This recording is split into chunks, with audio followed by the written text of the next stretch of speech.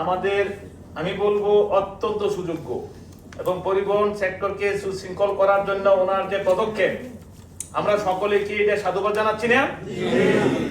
আমি একটু বেকায়দায় এটা আমি জানি, সিএনজির তারা খুশি হইলে বাসের তারা বেদা, বাসের তারা খুশি হইলে সিএনজির তারা বেদা, কিন্তু আমাদের এটা মেনে নিতে হবে। তবে একটা জায়গায় কিন্তু বিশাল খুশি আমি, এটা হচ্ছে কালকা থেকে কিন্তু আর ওই রাজনৈতিক নেতাদের প্রভাব আর চলবে না, এটুকু আমরা নিশ্চিত পেয়েছি। কি বলেন?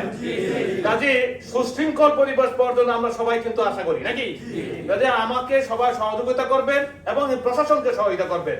আমি ওই যে আজকের যে জেলা প্রশাসন ওদের কাছে অনুরোধ করেছি আগামী রোববারের পর থেকে তারা যেন ওই ক্লাস প্রোগ্রামটা করে, সেটাও চেষ্টা করবো। এরাও তো মানুষ, আমাদেরকে তো আর এরকম মাইরা করে পানি ফেলাইতো না, বুঝতেছেন তো? সহনির্ভরতা রাখবে। এর ভিতরে আমরা মাইকিং করি পুরা জেলায়, আমরা মালিক সমিতির পক্ষ থেকে শ্রমিকদের সমন্বয়ে তাদেরকে লিস্ট দিব আপনাদের সাথে সবার সাথে বসে, এবং মাইকিং করে সবাইকে সচেতন করে দিব যাতে এই নিয়মগুলি প্রতিপালন করতে গেলে আমাদের আর কোনো জটিলতা না হয়। ঠিক আছে? সবাই একমত তো? ধন্যবাদ। আছেন এখানে, বিএডটি আছেন এখানে, আমাদের এডিএম সাহেব আছেন। আমি তাদেরকে অনুরোধ করব আপনার বাস্তবতাকে কাজে লাগিয়ে তাদেরকে এই যে গাড়িগুলি যেভাবে আছে দত্ত কোনো গাড়ি কাগজ নাই, রোড পারমিট নাই, কিচ্ছু নাই, এই গাড়িগুলি তার এখনো ওই যে 17 বছর যেভাবে পরিচালনা হয়েছে বিভিন্ন ম্যানেজ করে সেইভাবে এখন আগে ছিল আওয়ামী লীগের সাথে সম্পৃক্ত সরাসরি, এখন আওয়ামী লীগের সাথে মিললে তারা সেইভাবে কাজগুলি করতেছে। এখন আমি যদি থেকে বাধা দিই তাহলে এখানে ক্ল্যাশ হবে, আমি সেই ক্ল্যাশটাও চাচ্ছি না।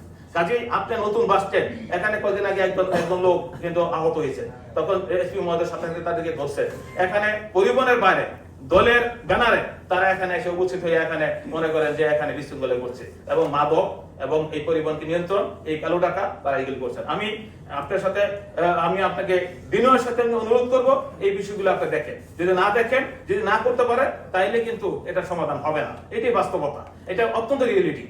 কাজে এই ছোট গাড়িগুলো যদি আমি নিয়ন্ত্রণ না করতে পারি বিভিন্ন ডিস্ট্রিক্ট থেকে, যেটা বলবো এখানে অনেক পরিবহন চলে কোনো রোড পারমিট নেই, এখন আমি মালিক সদস্য বলতে পারি না, কিন্তু তারপরও বলছি এটা শৃঙ্খলা করতে আপনার উদ্দেশ্য, আপনার উৎসাহের কারণে এবং আপনার আগ্রহের কারণে আমি শুধু সে কথাগুলো বলছি। আমি আগ্রহ বলছি এই গাড়িকে যদি আপনারা করেন তাহলে রোড অনেকটা নিয়ন্ত্রণ হয়ে যাবে। ছোট গাড়ি এবং বিভিন্ন বিভিন্ন রাস্তা থেকে এসে এখানে রোড পারমিট নাই, কোনো কাগজপত্র নাই, কোনো নিয়ম নাই, কোনো মালিক সাথে সমন্বয়